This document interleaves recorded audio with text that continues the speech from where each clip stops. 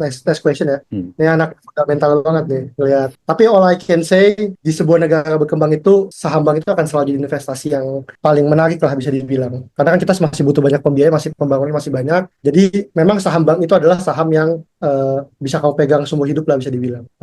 At least big four-nya itu ya. Maksudnya kayak sekarang nih, BRI kan lagi drop ke 3.000 berapa nggak tahu update berapa 3.600 kali dari 6.000. Berarti kan lagi di diskon setengah nih. Itu sebenarnya lumayan. Aku tidak mengajukan tapi maksudku kamu kalau kamu ngerti BRI itu biasanya akan kecilnya kamu untuk masuk ya. Karena kamu sadar kayak BRI itu bagus tapi lagi di diskon meskipun butuh. Tapi gini, bagaimanapun saham bank itu adalah refleksi ekonomi ya. Kayak kemarin tuh Mandiri di laporan tahunannya growth-nya itu naik 19%. Sorry, itu tidak terlalu dalam ya. Tapi intinya negara berkembang akan selalu bagus sama pegang saham bank sampai dia jadi negara maju. Kan negara maju mungkin udah teknologi, sektor jasa segala macam. Tapi bisa di hold seumur hidup, iya. Dan gak bakal mati, iya bisa dibilang. Akan gimana aja. Tapi kalau 4 bank besar termasuk BCA juga ya, BCA plus 3 bank himbara itu bisa dipegang seumur hidup, bisa dibilang lumayan. Tapi kan harus pelajari masing-masing yang kalian taste-nya kalian cocok yang mana ya. Kedua, bagaimana kondisi 2025 dengan inflasi yang sangat rendah gitu ya. Ini aku tidak mencoba memisahkan diri dari pandangan politik ya. Jadi apa namanya mencoba untuk pakai rumus sederhana aja lah. GDP, ingat rumus GDP masih pada ingat? GDP sama dengan government spending G plus consumption plus investment plus export min import plus ya beginilah pokoknya. Intinya pertumbuhan ekonomi adalah government spending pengeluaran pemerintah ditambah pengeluaran rumah tangga non pemerintah ditambah investment, tapi ini investment harus biasanya contohnya FDI ya, bukan investment di pasar modal ya, tapi maksud buka lapangan kerja, bikin pabrik, tambah impor kurang tambah ekspor kurang impor. Nah yang terjadi ke depan adalah yang akan chaos tuh di C-nya ini nih.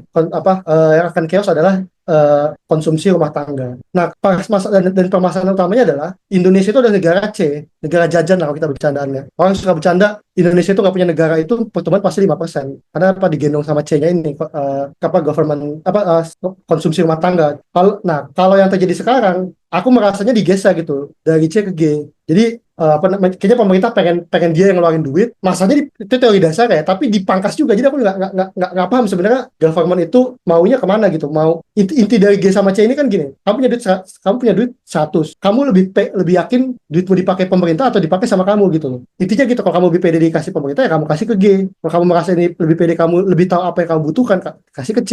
Nah problematikanya sekarang dengan pemangkasan anggaran itu multiplier-nya lumayan akan terganggu, kayak banyak industri yang sebenarnya bergantung juga sama pengeluaran pemerintah kalau kita bicara Keynesian gitu ya. Nah inflasi rendah kan, inflasi kan kalau kata orang kan 2-3% itu bagus ya. Nah, di bawah itu malah jelek, malah menuju ke deflasi. Nah, makanya aku nggak tahu apakah anggaran ini akan sampai sejauh mana, tapi aku justru belum kebayang sini mau nge-push 5%-nya menggap-menggap. Kalau C-nya udah habis, tapi G-nya dipangkas juga, aku juga bingung sebenarnya duitnya kemana. I juga susah kan, kita pasti kalah, kita investment tuh kalah sama Vietnam dan Malaysia misalnya. Ekspor sama impor ya gitu-gitu aja kan.